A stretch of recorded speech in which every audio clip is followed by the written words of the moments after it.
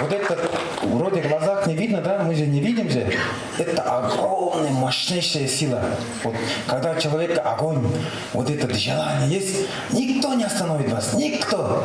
Кто бы ничего не говорил, там, это не сможешь, а ты не станешь там с кем-то, да, вот это когда говорит, у вас желание должно быть, здесь сила. Вот эта внутренняя сила, рано или поздно вот это достигнете, поняли?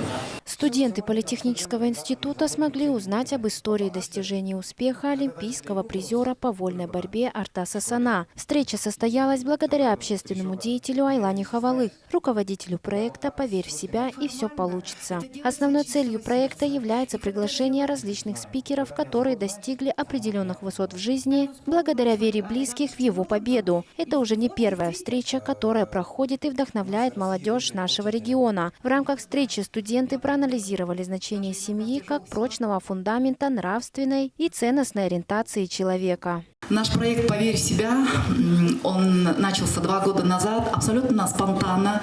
Вы знаете, там никто никого не готовил. Мы не говорили, вот ты должен быть в этом проекте, а просто в этом проекте собрались, я думаю, самые неравнодушные. Мы посетили много кажунов, Аверский, Байтагинский, Сюдхольский, Эрзинский.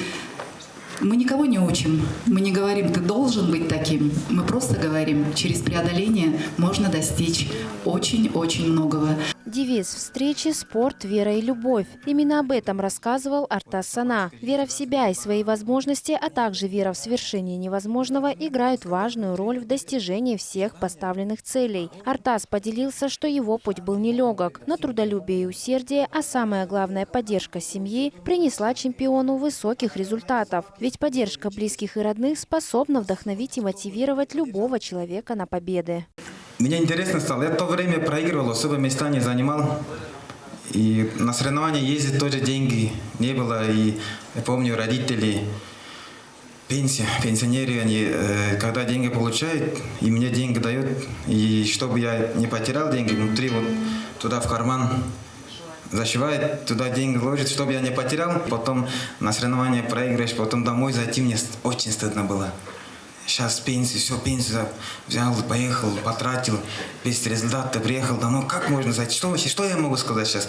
Вот долго стою, вот так. Потом зашел, я просто вот так стою, вот так.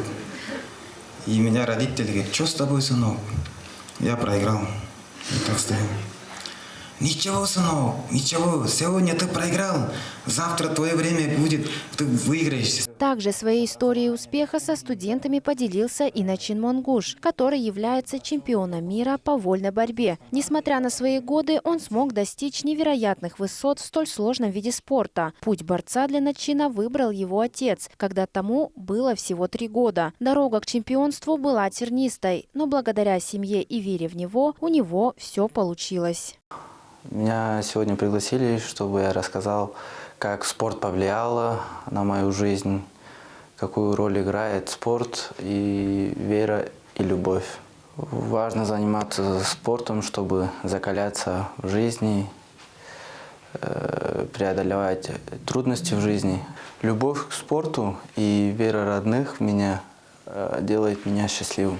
Слушая рассказы таких успешных личностей, студенты усвоят важные уроки, которые они могут применить и в своей жизни. Также они узнали о том, что успех приходит после многочисленных усилий и преодоления трудностей. Девиз «Спорт, вера и любовь» напоминает нам о важности здорового образа жизни, вере в себя и других, а также о любви и уважении к окружающим. Эти ценности могут быть основой для достижения великих результатов. Арлана Байду, Буяно Юнангыр Кужугет, телеканал Тува-24.